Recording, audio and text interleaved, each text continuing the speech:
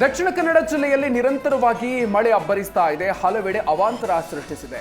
ಮೇರಿ ಹಿಲ್ನ ಕೆನರಾ ವಿಕಾಸ್ ಕಾಲೇಜಿನ ಕಾಂಪೌಂಡ್ ಕುಸಿದು 15ಕ್ಕೂ ಅಧಿಕ ದ್ವಿಚಕ್ರ ವಾಹನಗಳು ಜಖಂಗೊಂಡಿದೆ.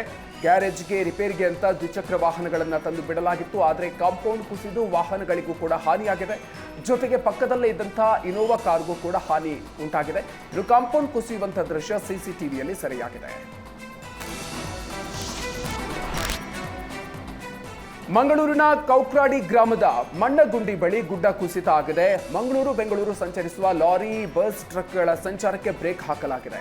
ಕಾರು, ಬೈಕ್ಗಳು ಬದಲಿ ಮಾರ್ಗವನ್ನು ಬಳಸೋದಕ್ಕೆ ಎಸ್ಪಿ ಡಾಕ್ಟರ್ ಅರುಣ್ ಮನವಿಯನ್ನು ಮಾಡಿದ್ದಾರೆ.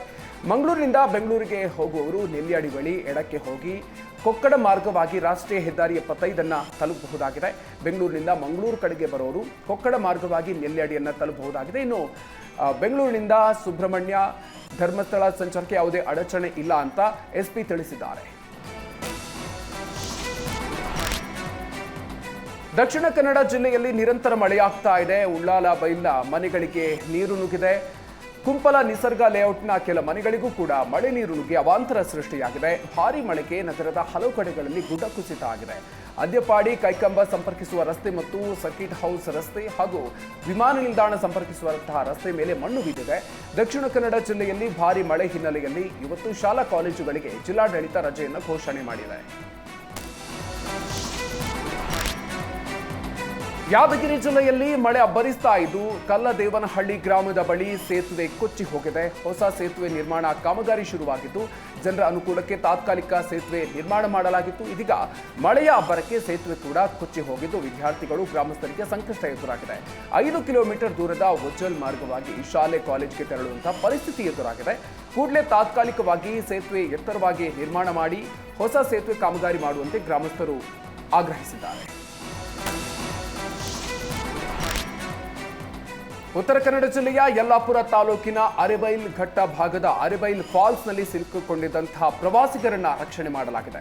ಹುಬ್ಬಳ್ಳಿಯಿಂದ ಪ್ರವಾಸಕ್ಕೆ ಅಂತ ಬಂದಿದ್ದಂತಹ ಖಾಸಗಿ ಮೆಡಿಕಲ್ ಕಾಲೇಜಿನ 5 ವಿದ್ಯಾರ್ಥಿಗಳು ಅರೆಬೈಲ್ ಘಟ್ಟದ ಕಾಡಿನ ಮಧ್ಯದಲ್ಲಿರುವಂತಹ ಅರೆಬೈಲ್ ಫಾಲ್ಸ್ಗೆ ತೆರಳಿದ್ರು. ಚಿಕ್ಕ ಹಳ್ಳ ದಾಟ್ತಾ ಇರುವಾಗ ಏಕಾಏಕಿಯಾಗಿ ಬಂದ ನೀರಿನಿಂದ ಹಳ್ಳದ ಮಧ್ಯದಲ್ಲೇ 3 ಪ್ರವಾಸಿಗರು ಸಿಕ್ಕಾಕೊಂಡಿದ್ರು. ನೀರಿನ ಪ್ರಮಾಣ ಅಲ್ಪ ಇಳಿಕೆಯಾಗ್ತಾ ಇದ್ದಂತೆ ಅರಣ್ಯ ಇಲಾಖೆ ಸಿಬ್ಬಂದಿ ಹಾಗೂ ಪೊಲೀಸರು ರಕ್ಷಣೆ ಮಾಡಿದ್ದಾರೆ.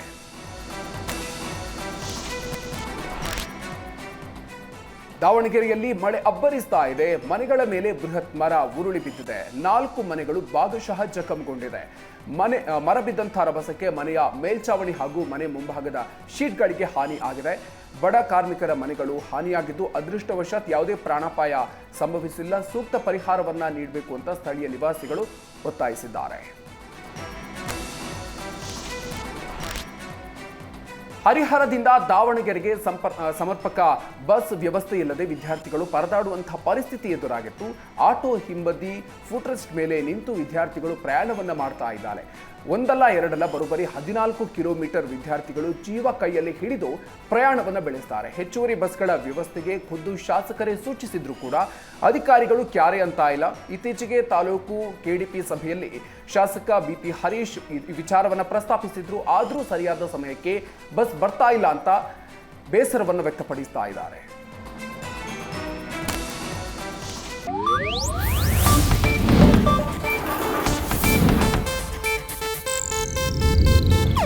ಇದು ಏಷ್ಯಾನೆಟ್ ನ್ಯೂಸ್ ನೆಟ್ವರ್ಕ್ ಪ್ರಸ್ತುತಿ.